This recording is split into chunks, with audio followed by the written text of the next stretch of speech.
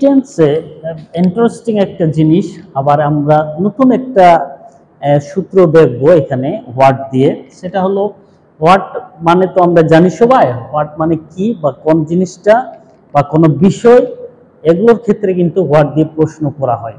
যে কোনো বিষয় যদি থাকে এখানে, শুধু কি নয়, কোনো বিষয় যদি থাকে এখানে, আমরা বিষয়কেও আমরা প্রশ্ন করতে পারি।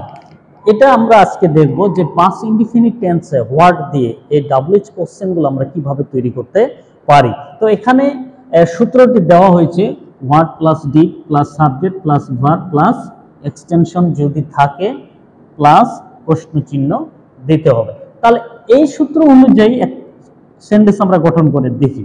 তো এখানে লেখা আছে what plus did plus subject plus verb. তাহলে এখানে বাংলা কি অর্থ এখানে আসছে দেখি। হোয়াট ডিড ইউ ইট, প্রশ্ন চিহ্ন, তুমি কি খেয়েছিলে। যদি এখানে আমরা প্রয়োজন মনে করি তাহলে আমরা এখানে একটা টাইমও আমরা উল্লেখ করতে পারি। যেমন what did you eat at night, রাতে, আমরা রাতের কথা উল্লেখ করতে পারি। তাহলে what did you eat at night, রাতে তুমি কি খেয়েছিলে, এটা বাংলাটা এরকম বলছে, রাতে তুমি কি খেয়েছিলে। তারপরে what did we eat at night, আমরা রাতে কি খেয়েছিলাম, এটা বলছে। তারপরে what did they eat at night, তারা রাতে কি খেয়েছিল। What did he eat at night, সে রাতে কি খেয়েছিল। What did she eat at night, সে রাতে কি খেয়েছিল। What did boy eat at night, বালকটি রাতে কি খেয়েছিল। What did girl eat at night, বালিকাটি রাতে কি খেয়েছিল।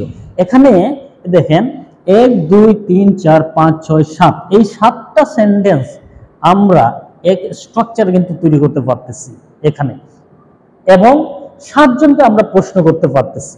তার মানে যখন আমরা কাউকে প্রশ্ন করব অনেক সহজে এই স্ট্রাকচার অনুসরণ করে কিন্তু প্রশ্ন করতে পারবো, যে কেউ হোক আমরা অনেক সহজে প্রশ্ন করতে পারি। কিন্তু মিস্টেক এখানে যেন না হয়, আমাদের টেন্স যেন মিস্টেক না হয়, এবং অনেক সময় আমরা এখানে হয়তো ভার্ব টু বা ভার্ব থ্রি ব্যবহার করি থাকি, এটা পাস্ট ইনডিফিনিট টেন্স মনে করে, সেটা যেন আমাদের মিস্টেক না হয়।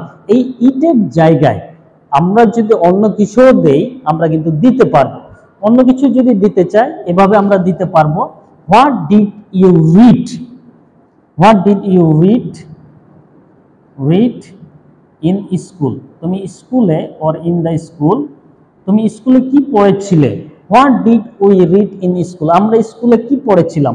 What did they read in school, তারা স্কুলে কি পড়েছিল। What did she read in school, সে স্কুলে কি পড়েছিল।